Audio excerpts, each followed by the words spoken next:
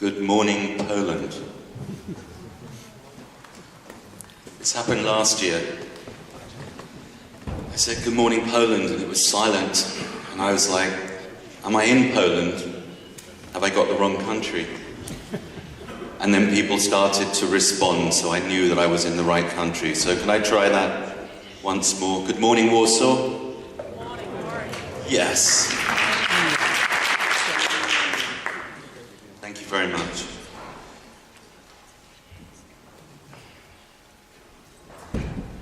That was a very inspirational starting point for our day today. I'm talking here on behalf of a lot of people who have collectively contributed with the European Commission to creating our Neighbourhoods of the Future programme. And I'm delighted to be back in this room with you today, because actually it was the start of our roadshow last year. And so I cleverly woke up this morning and decided I was going to write something. I thought I would print it off, but there isn't a printer here. Consequently, I wrote it on my iPad, and it's just disappeared. It's come back, thank you. Since during the past year, we have been on a voyage of discovery, listening and learning from silver economy stakeholders across Europe. It has been a fantastic learning curve which will inform a European reference framework for age-friendly housing, which Horst Kramer from the European Commission will talk to you about a little later. I first met Marcina and Agnieszka at the European Summit for Innovation in Healthy Active Aging about 18 months ago in Brussels. They convinced me to speak at your Congress last year, and I brought with me experts that you're going to hear from again today. Alex Payne, who's been with a partner in this journey throughout, and Simon from Arup, who has a very distinctive input from a planning perspective, from an industrial perspective, which I think is also extremely valuable. We were inspired by the passion and commitment to promote change here in Poland. And it is truly remarkable to see the progress that you've made in the past year, that you've just heard about. I'm not just saying this, although I wrote this down, I wanted to get it out there. The reality is that you are not just talking about doing things, you are making the vision a reality. You are using your imaginations to change the way that society can actually take advantage of the value of an aging population. And you're doing so yourselves. You're not waiting for government to tell you what to do. In fact, you're bringing government with you in a collaborative fashion, and that is really inspirational. OK Senior, which we heard about today, was a concept this time last year, which is now a solid reality, supported by very big names like Orange. And last night we saw a showcase of an apartment for older adults, which actually should become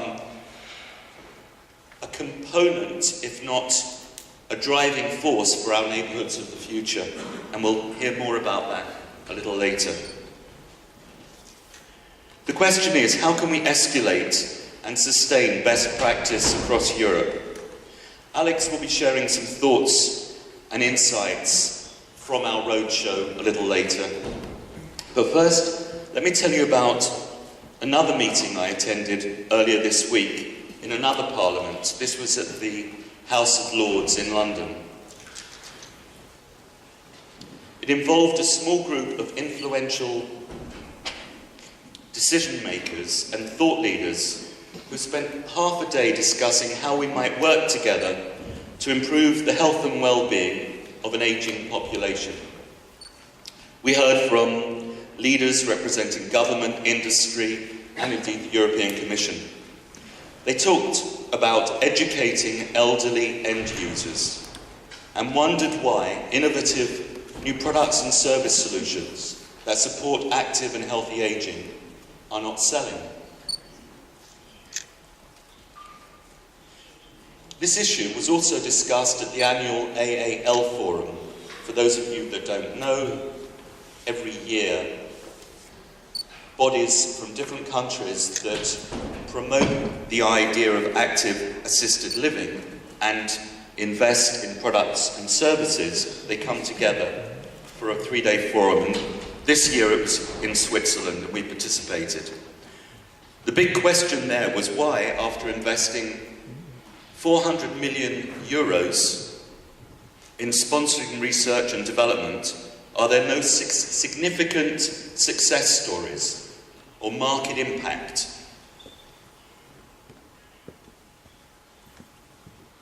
At the conclusion of the House of Lords event on Tuesday, the chairman asked what I thought. I hadn't said anything. You know, I sat there, it's a much smaller room than this, very prestigious, listening to very important people. I didn't think I had anything to add. But when I was asked, what came to my mind were 2 words. The first of those words is language. Talking about the need to educate elderly end users is patronising. The technology is there. The Internet of Things, wearables, big data analytics, and ambient computing, they're all converging. They are actually game changers, and the big players like Apple, Google, and Amazon are moving in. These are brands that understand marketing. Apple won't tell you to buy something because it's good for you. They seduce you into wanting to buy their products and services. And that is the other word which is missing from the silver economy proposition: desirability. So how do we make the idea of age-friendly housing more desirable for consumers, government, and investors alike? This is actually the million-euro question, which we are looking to answer with the help of people like yourselves. It's not the people who are going to talk to you here today that can do this by themselves.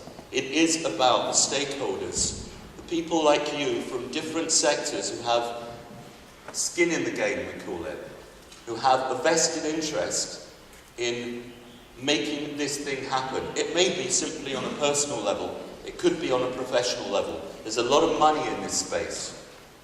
Yeah, we talk about consumers. Consumers have a lot of money to spend. Thanks. Consumers have a lot of money to spend, but there isn't actually a market for them at the moment. So we have to come together. And the way we're doing that is we're capturing knowledge. So during the course of today, it's really important that you contribute. We will have open sessions where you will hear from experts, but we want to hear from you. Whoever you are, if you've got a thought, please share it with us, because we have been compiling this information. We are on a journey to capture knowledge and to share knowledge. And that is going to be to everyone's advantage. We are pooling this knowledge bank, if you like, through an organisation that we've set up called the Agile Ageing Alliance. Now, there is a slide somewhere which is pointing at.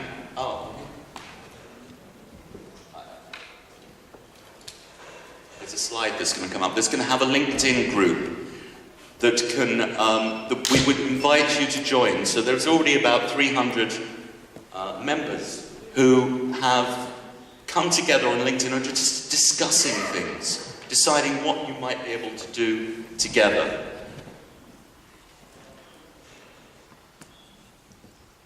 Or not, as the case.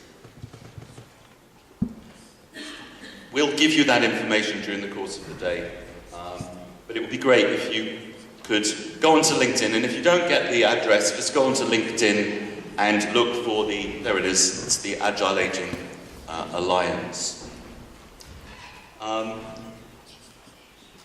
This is our finale, if you will, in terms of the 2016 roadshow. We come together again in Brussels on the 6th and the 8th of December, where we will be addressing how we can collectively take this forward together. And I'm sure that Horst will extend an invitation to any of you that would care to participate in that particular event. So I think I've had my say. I will be joining you with the panel discussions as we go. But for now, once again, thank you so much for the efforts collectively from the Institute and the individuals here in Poland. And you are truly an inspirational community. Thank you very much.